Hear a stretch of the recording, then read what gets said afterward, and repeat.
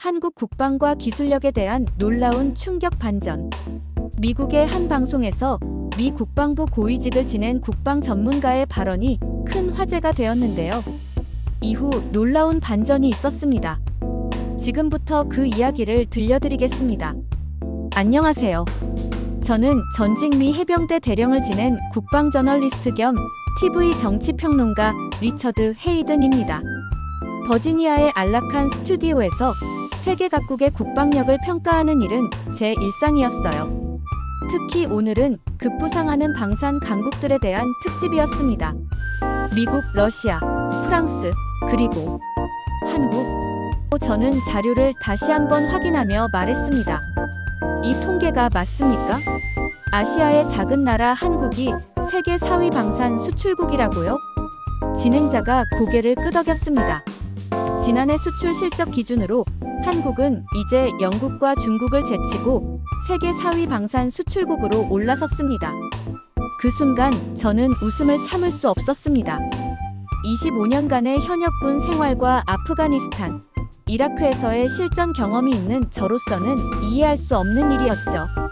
저도 모르게 쏟아진 말이 방송을 뒤흔들었습니다. 실전 경험도 없는 군이 세계 4대 방산 수출국이라고. 마지막 실전은 70년 전 한국 전쟁이었던 나라가. 이건 수치를 부풀린 게 분명합니다. 무기는 전장에서 검증되어야 합니다. 그들의 무기는 단 한 번도 실전에서 증명된 적이 없어요. 스튜디오가 순간 얼어붙었습니다. 다른 패널들의 표정이 굳어지는 것이 보였죠. 진행자는 급히 다음 주제로 넘어갔지만 이미 엎질러진 물이었습니다. 방송이 끝난 후 인터넷은 제 발언으로 시끄러웠어요. 특히 한국 측 반응은 격앙되어 있었습니다. 다음 날 아침, 편집장 마이크가 사무실로 저를 불렀습니다. 그의 표정은 심각했죠. 리처드, 대형 사고를 쳤어. 마이크가 말했습니다. 한국 국방부에서 공식 항해 성명을 냈어. 그들의 방산력과 군사력을 무시했다는 거야. 저는 어깨를 으쓱했습니다. 사실을 말했을 뿐이요. 실전 경험 없는 무기는 장난감과 다를 바 없소. 마이크는 태블릿을 제게 건넸습니다. 화면에는 미국 전문가의 한국 방산 폄하, 사실 확인 없는 무책임한 발언이라는 헤드라인이 떠 있었어요. 그들이 당신을 직접 초청해서 한국 방산 시설과 군사 훈련을 직접 보고 평가해달라고 연락이 왔어. 마이크가 말했습니다. 국방 전문지로서 우리 신뢰도가 걸린 문제야. 가져야 해. 저는 잠시 생각에 잠겼습니다. 아프가니스탄에서 잃은 부하들의 얼굴이 스쳐 지나갔죠. 그들은 실전에서 검증된 장비와 훈련으로도 목숨을 잃었는데 실전 경험도 없는 나라의 무기가 정말 그렇게 뛰어날 수 있을까요? 좋소. 가서 직접 확인하겠소. 하지만 진실만을 보도할 겁니다. 아무리 그들이 예의 바르게 대해도 진실이 아니라면 더 강하게 비판할 것이오. 마이크는 안도의 한숨을 쉬었습니다. 그거면 충분해. 다음 주 인천행 티켓을 예약해놨어. 그리고 리처드, 열린 마음으로 가죠. 저는 고개를 저었습니다. 열린 마음? 난 실전에서 검증된 것만 믿네. 죽은 내 부하들이 싸웠던 그 전장처럼. 사무실을 나서며 저는 창밖 먼 하늘을 바라보았습니다. 한국까지 가서 제가 틀렸다는 것을 증명해야 한다니 웃기는 일이었죠. 하지만 저는 이미 결론을 내렸습니다. 그곳에서 보게 될 것은 전시용 무기와 시뮬레이션일 뿐 진짜 전쟁의 참혹함을 아는 군대는 아닐 거라고요. 어떤 면에서는 그들에게 미안했습니다. 제가 보게 될 것이 무엇이든 저는 결코 쉽게 납득하지 않을 것이니까요. 실전에서 동료의 피를 직접 본 사람은 화려한 퍼레이드에 절대 속지 않으니까요. 인천행 비행기 안 창가에 앉아 지구를 가로지르는 구름을 바라보며 저는 다시 한번 제 결정이 옳은지 고민했습니다. 비행기는 태평양을 가로지르고 있었고 저는 여전히 확신에 차 있었죠. 무기는 보여주기 위한 게 아니다. 무기는 생존을 위해서 존재한다. 이 말은 제가 아프가니스탄에서 돌아온 후 늘 되뇌던 문장입니다. 지갑에서 낡은 사진 한 장을 꺼냈습니다. 안드레아 루이스. 제 부대의 상사였던 그는 칸다하르에서 열악한 장비 때문에 목숨을 잃었죠. 안드레아. 내가 진실을 밝히겠네. 죽은 자들이 웃지 않도록. 한국은 저에게 먼 나라였습니다. 물론 이론적으로는 많이 알고 있었어요. 한국 전쟁, 분단, 그리고 기적적인 경제 성장까지. 하지만 저에게 한국은 여전히 실전 경험이 없는 군대를 가진 나라였습니다. 세계 4위 방산 수출국? 설마요. 그건 분명 수치 조작이거나 과장일 거라 생각했죠. 비행기가 인천공항에 착륙하자 창밖으로 보이는 풍경은 제 상상과 달랐습니다. 군사 강국이라기보다는 첨단 기술의 나라 같았어요. 공항 밖으로 나오자 리처드 헤이든이라고 쓰인 팻말을 든 사람이 보였습니다. 한국군 제복을 입은 여성이었죠. 헤이든 씨, 반갑습니다. 박영의 중령입니다. 그녀는 완벽한 영어로 인사했습니다. 국방부에서 파견되어 안내를 맡게 되었습니다. 박중령의 제복에는 여러 훈장이 달려 있었습니다. 특히 눈에 띄는 것은 특전사 마크였죠. 여성 특전사 출신이라니 이건 좀 의외였습니다. 반갑습니다, 박중령. 저는 형식적으로 인사했어요. 먼저 분명히 말씀드리자면 저는 객관적인 취재를 위해 왔습니다. 어떤 쇼나 퍼레이드에도 제 의견은 바뀌지 않을 겁니다. 박중령은 미소를 지었지만 그 눈빛은 날카로웠습니다. 물론입니다. 우리는 그저 진실을 보여드릴 뿐이니까요. 차에 올라타면서 저는 질문했습니다. 첫 일정은 무엇인가요? 아마 최신식 무기 전시장 같은 것이겠죠? 아닙니다. 박중령이 대답했습니다. DMZ부터 시작합니다. 헤이든 씨가 말씀하신 실전 경험이라는 것의 의미부터 확인하셔야 할 것 같아서요. 저는 피식 웃었습니다. DMZ는 60년 넘게 평화지대였죠. 실전과는 거리가 멀어요. 박중령이 고개를 돌려 제 눈을 똑바로 바라보았습니다. 실전. 이곳은 지금도 끝나지 않은 전쟁 중입니다. 정전일 뿐, 전쟁은 끝나지 않았어요. 저는 창밖을 바라보며 대답했습니다. 그럼 실력을 증명해 보시죠. 차는 서울을 벗어나 북쪽으로 향했습니다. 도시의 화려함이 사라지고 점점 삭막한 풍경이 나타나기 시작했어요. 군 검문소가 하나둘 보이기 시작했고 군인들의 표정은 관광지의 그것과는 달랐습니다. 긴장감이 느껴졌죠. 헤이든 씨, 우리가 가는 곳은 일반 관광객들에게 개방된 DMZ가 아닙니다. 최전방 GOP 일반 전초기지예요. 실제 남북이 총구를 맞대고 있는 곳이죠. 창밖으로 철조망과 감시 초소가 보이기 시작했습니다. 지뢰밭을 알리는 표지판도 눈에 띄었죠. 저는 군인 출신이라 이런 광경에 익숙했지만 한국의 최전방은 어딘지 모르게 다른 긴장감이 있었습니다. 저기 보이는 건 무엇인가요? 저는 언덕 위에 설치된 장비를 가리키며 물었습니다. 대포병 레이더 시스템입니다. 북한의 장사정포를 탐지하는 장비죠. 서울은 북한 포병의 사정권 내에 있어요. 우리에겐 피할 수 없는 현실입니다. 차가 GOP에 도착했을 때 젊은 병사들이 총을 들고 경계 근무 중이었습니다. 그들의 눈에서 저는 경험 많은 군인만이 알아볼 수 있는 그 특유의 긴장감을 보았습니다. 이건 전시용 포즈가 아니었어요. 여기서는 모든 군인이 실전에 있다고 생각하면 됩니다. 언제든 전투가 시작될 수 있으니까요. 저는 말없이 고개를 끄덕였습니다. 처음으로 한국의 군사적 현실에 대해 다시 생각해보게 되었죠. 하지만 제 회의감은 쉽게 사라지지 않았습니다. 경계 태세와 실제 전투는 다르니까요. 특전사 훈련장으로 향하는 길, 박중령은 물통을 건네며 말했습니다. 오늘은 체력이 필요할 겁니다. 한국 특전사 훈련의 일부를 직접 체험하게 될 테니까요. 저는 콧방귀를 뀌었습니다. 걱정 마세요. 어지간한 훈련은 다 겪어봤죠. 훈련장에 도착하자 땅이 진흙으로 덮인 넓은 훈련장이 펼쳐졌습니다. 20여 명의 특전사 대원들이 이미 대기하고 있었어요. 그들의 눈빛은 제가 오랫동안 알고 있던 것과 같았습니다. 살아남기 위해 훈련하는 군인들의 눈빛이었죠.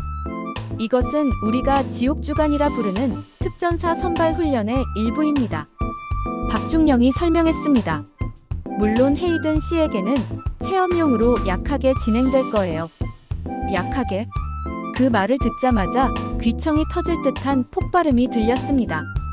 실탄이 머리 위로 날아가고 특전사 대원들은 진흙 속으로 뛰어들었어요. 저도 반사적으로 몸을 낮췄습니다. 이게 뭐죠? 저는 소리쳤습니다. 실전 훈련입니다. 실제 전투 환경을 재현한 거죠. 박중령은 태연하게 말했습니다. 우리 특전사는 실전에서 바로 적용할 수 있는 훈련만 합니다. 2시간 동안 저는 특전사 훈련의 일부를 체험했습니다. 머리 위로는 실탄이 날아다니고 발밑에서는 폭약이 터졌어요. 진흙탕을 기어가며 철조망 아래를 통과하고 30kg의 장비를 메고 산을 오르내렸습니다. 해병대 출신인 저도 숨이 턱에 찼습니다. 한 특전사 대원이 저에게 다가와 물통을 건넸습니다. 이건 기본 훈련의 일부일 뿐입니다. 실제 선발 과정은 이보다 10배는 더 힘들어요. 저는 그의 말을 반신반의했지만 그들의 훈련 강도는 분명히 해병대에 뒤지지 않았습니다.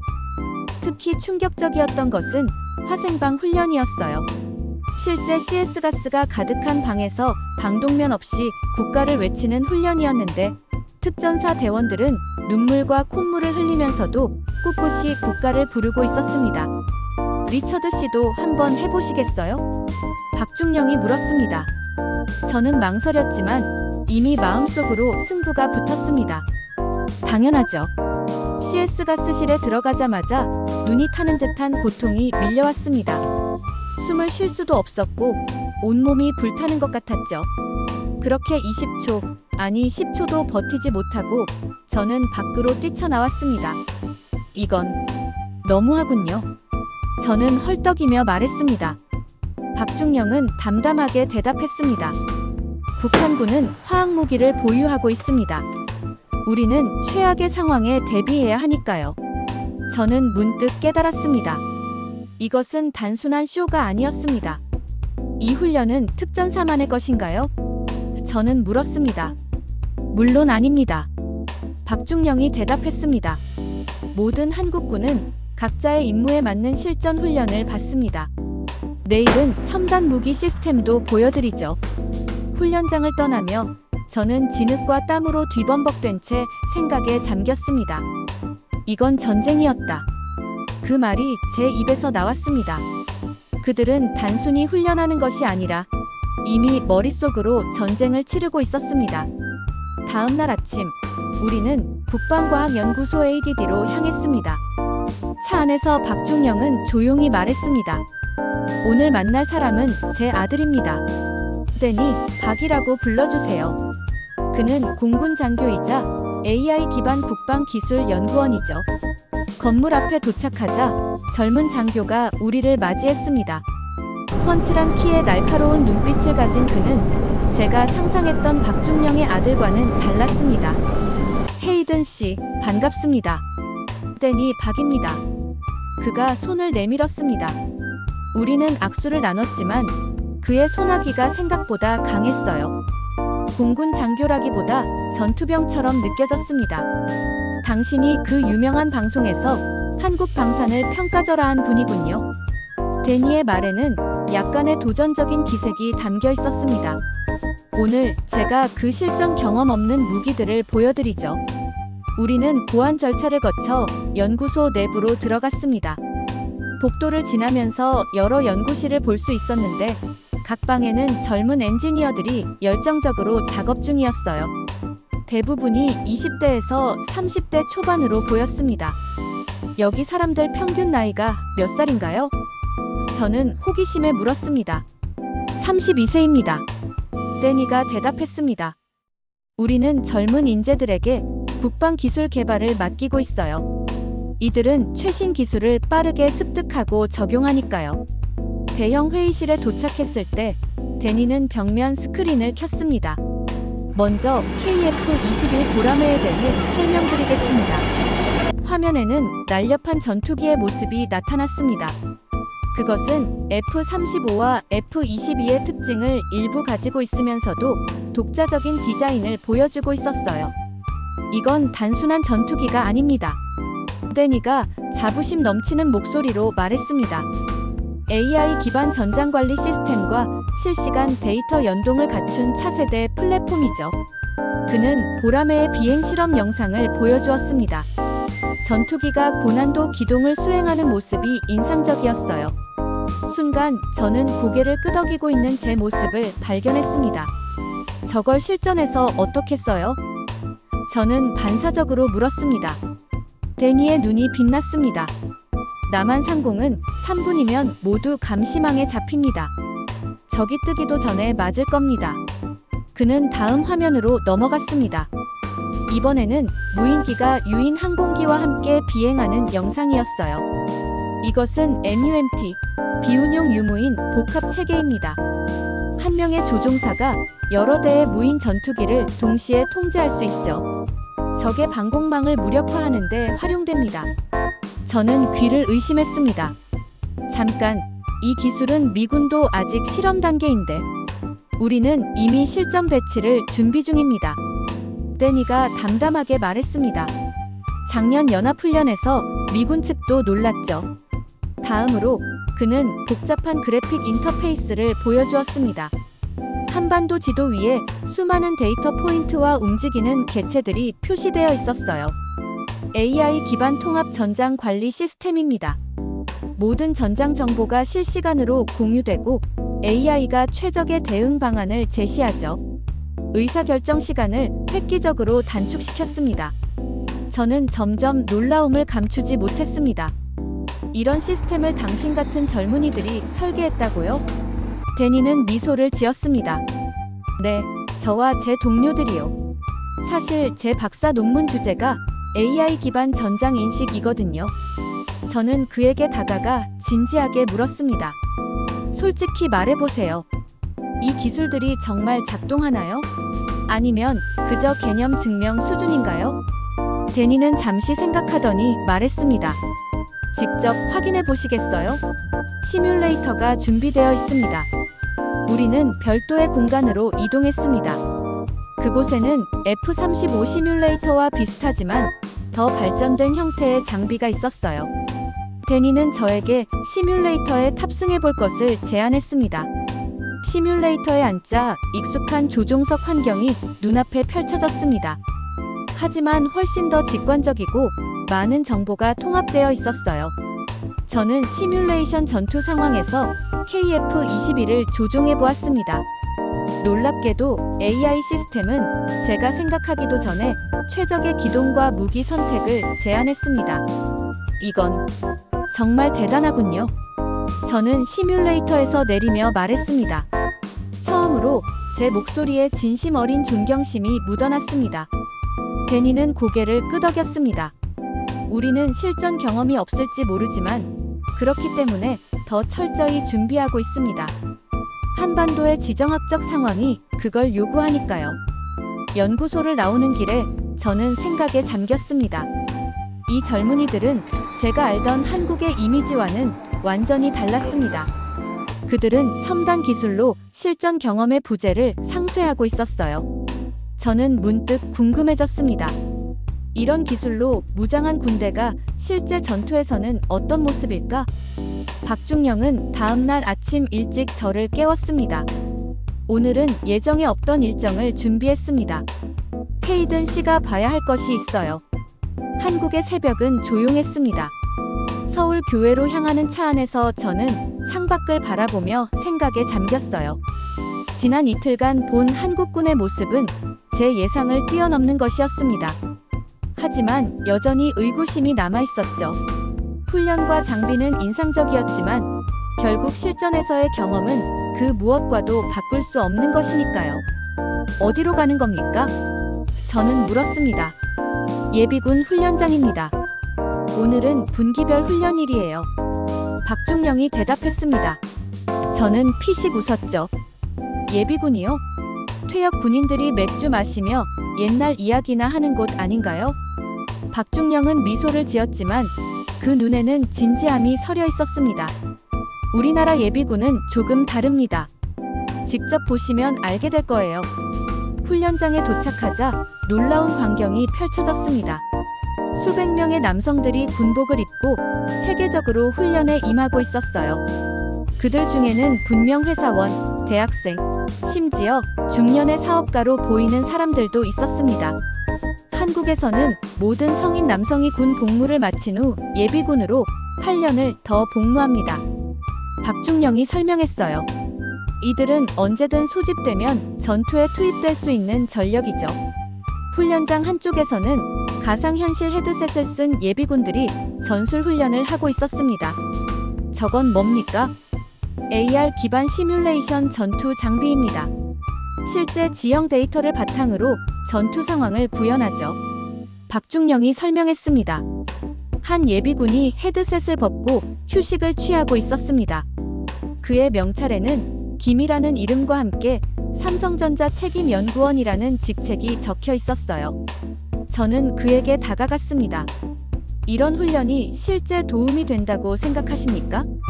저는 영어로 물었지만 그는 놀랍게도 유창한 영어로 대답했습니다. 물론이죠. 저는 군 복무 시절 통신병이었는데 지금은 최신 통신 시스템을 연구하는 엔지니어입니다. 제 전문 지식이 국가에도 도움이 되죠.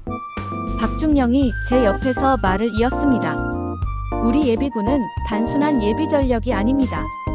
민간의 전문성을 군사적으로 활용하는 융합된 전력이죠. 저는 고개를 갸웃했습니다. 이건 미 해병대도 실험 중이던 기술 아닌가요? AR 기반 전투 훈련이요. 데니가 우리에게 다가와 대화에 합류했습니다. 이미 전국 예비군 훈련장에 적용 중입니다. 예비군은 우리의 제2작전 부대입니다. 다음 순서로 우리는 사격 훈련장으로 이동했습니다. 예비군들이 K2 소총으로 사격 훈련을 하고 있었어요. 놀랍게도 그들의 사격 실력은 상당한 수준이었습니다. 2년의 군 복무와 매년 반복되는 훈련이 이들을 준전문가로 만듭니다. 데니가 자랑스럽게 말했어요. 우리 예비군은 북한 정규군과 맞붙을 수 있는 전력이에요. 훈련장을 둘러보면서 저는 점점 더 깊은 인상을 받았습니다. 이것은 단순한 보여주기 훈련이 아니었어요. 민간인들이 전쟁에 대비하는 진지한 준비였습니다. 점심시간, 우리는 예비군들과 함께 식사를 했습니다. 그들 중 한 명이 저에게 다가와 말을 걸었어요. 미국에서 오셨다고 들었습니다. 저는 뉴욕에서 공부했었어요. 지금은 IT 회사 CEO지만 여기서는 그냥 소대장입니다. 저는 호기심에 물었습니다. 회사 일도 바쁠 텐데 이런 훈련이 부담스럽지 않나요? 그는 잠시 생각하던 진지하게 대답했습니다.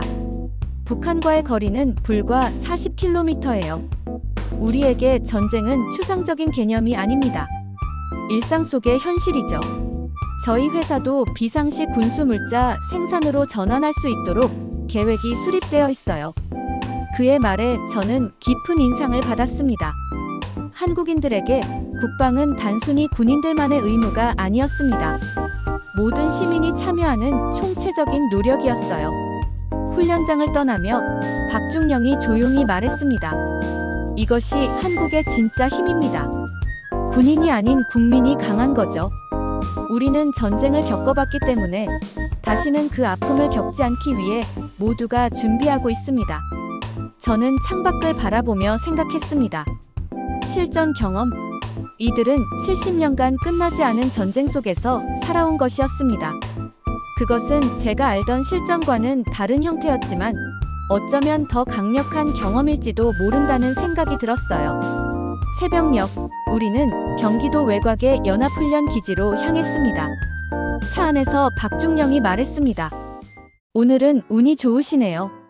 한미 연합훈련이 있는 날입니다. 미군도 참관할 예정이에요. 훈련장에 도착하자 수십 대의 K9 자주포와 미군의 M109 자주포가 정렬해 있었습니다. 하늘에는 아파치 헬기와 한국의 공격 헬기가 대기 중이었죠. 마치 실제 전쟁이 시작되기 직전의 모습 같았어요. 이번 훈련의 과정은 북한의 기습 포격에 대한 대응입니다. 데니가 설명했어요.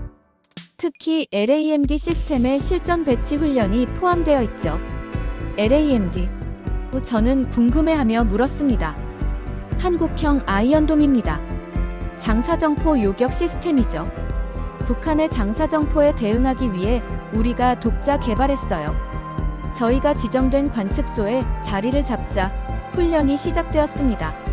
먼저 모해 북한군의 장사정포 공격이 시작되었고 한국군의 레이더가 즉시 이를 포착했습니다. 그리고 놀라운 일이 벌어졌어요. LAMD 시스템이 발사되어 공중에서 가상의 포탄을 정확히 요격했습니다. 옆에 서 있던 미군 장성이 감탄했습니다. 와우! 한국이 이걸 벌써 실전 배치했단 말입니까? 박중령이 고개를 끄덕였습니다. 올해부터 실전 배치를 시작했습니다. 서울 북부 지역부터 단계적으로 확대하고 있어요. 저는 중얼거렸습니다. 이건 아이언돔 그 이상이군. 전방에서 버틸 수 있다는 얘기지. 그때 데니가 제 옆으로 다가왔습니다. 이것이 우리의 생존 전략입니다. 북한은 수천 문의 장사정포로 서울을 불바다로 만들 수 있어요.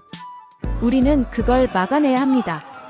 훈련은 계속되었고 한국군과 미군의 협력 작전이 펼쳐졌습니다. 특히 인상적이었던 것은 두 군의 완벽한 호환성이었어요. 그들은 마치 하나의 군대처럼 움직였습니다. 데니는 태블릿을 보여주며 설명했습니다. 우리의 AI 기반 통합 전장 관리 시스템은 미군 시스템과도 완벽하게 연동됩니다. 정보 공유가 실시간으로 이루어지죠. 훈련이 끝난 후 우리는 해군 기지로 이동했습니다. 그곳에는 장보고 3 잠수함이 정박해 있었습니다. 거대한 잠수함의 모습은 정말 인상적이었어요. 이것이 우리의 최신 잠수함입니다. 데니가 자랑스럽게 말했어요. 국산 기술로 만든 첫 번째 3,000톤급 잠수함이죠. SLBM 잠수함 발사 탄도미사일 능력도 갖추고 있습니다.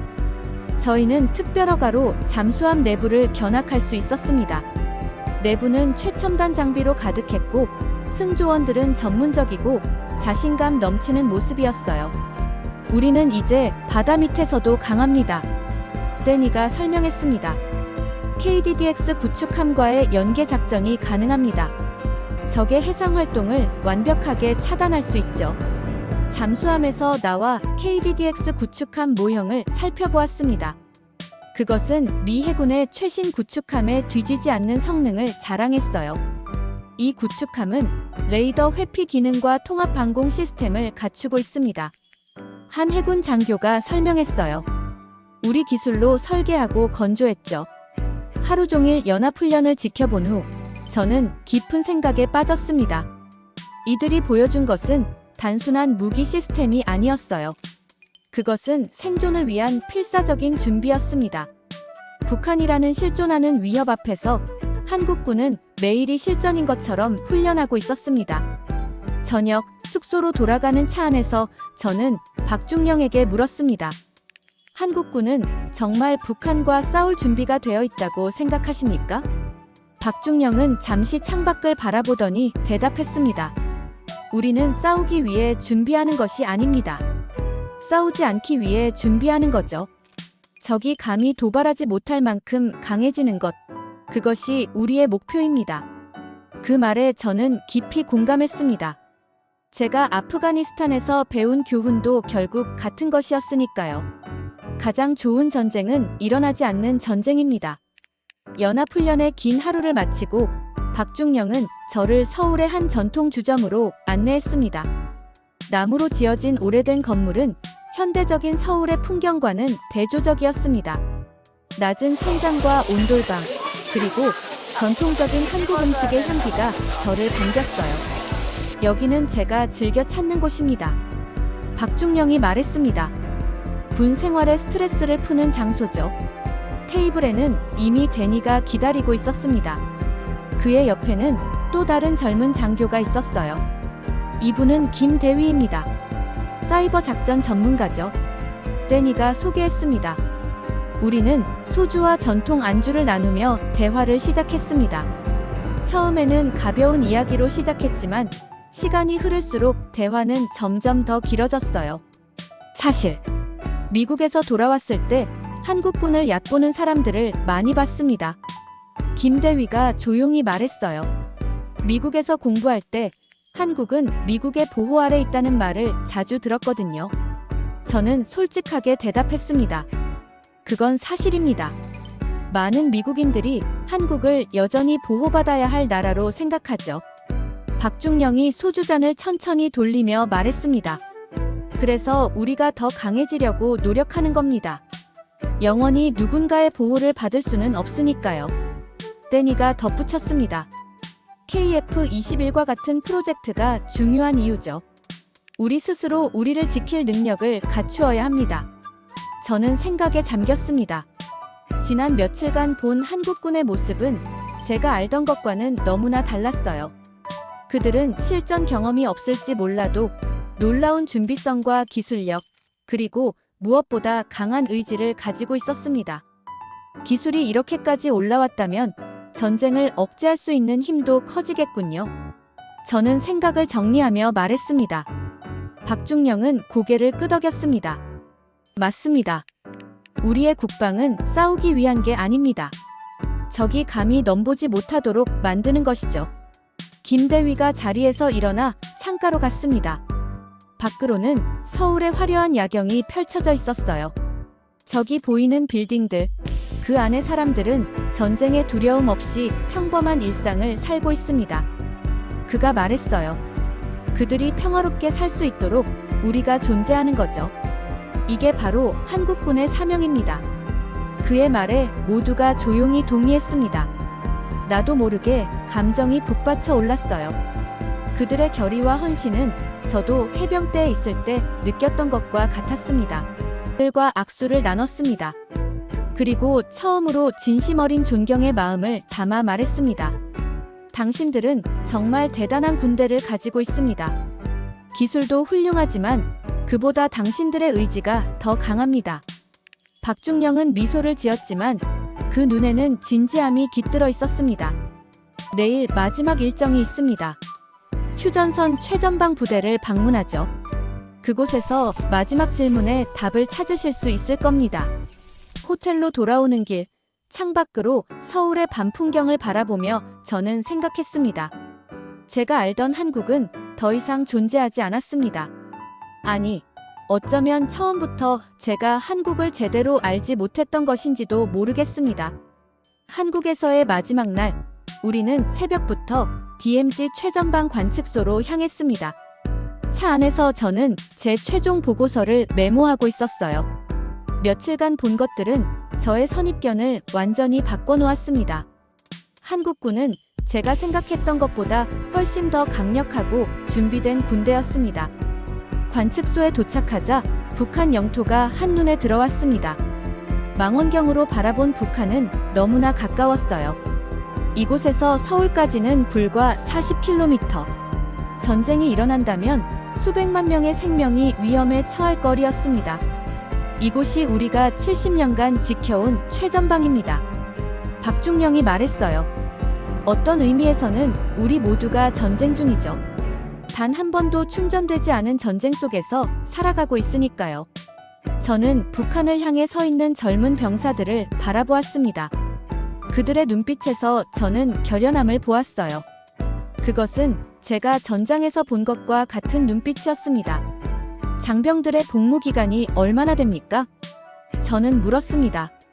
18개월에서 21개월입니다. 짧다고 생각하실 수도 있지만 이 기간 동안 그들은 최고 수준의 훈련을 받습니다. 저는 고개를 끄덕였습니다. 이제 이해가 됩니다. 한국군의 진짜 힘은 기술이나 장비가 아니라 사람들의 의지와 각오에 있군요. 박중령은 미소를 지었습니다. 그렇습니다. 우리의 무기 시스템은 세계 최고 수준이지만 그것을 운용하는 것은 결국 사람이니까요. 관측소를 나와 서울로 돌아가는 길, 우리는 육군 본부에 들렀습니다. 그곳에서 저는 한국군 참모총장을 만나는 영광을 얻었어요. 헤이든 씨, 솔직한 평가를 들려주시겠습니까? 참모총장이 물었습니다. 저는 깊은 숨을 내쉬고 말했습니다. 제가 틀렸습니다. 한국군은 제가 생각했던 것보다 훨씬 더 강력하고 준비된 군대입니다. 실전 경험이 부족하다는 제 발언은 철회합니다. 참모총장은 고개를 끄덕였습니다. 우리는 실전 경험이 없는 것이 아니라 다른 형태의 실전을 경험하고 있는 것입니다. 70년간의 대치, 그것이 우리의 실전이죠. 그날 저녁 호텔방에서 저는 최종 보고서를 작성했습니다. 손가락이 키보드 위를 빠르게 움직였어요. 한국은 이제 기술, 전술, 정신의 3박자를 갖춘 실전형 국가입니다.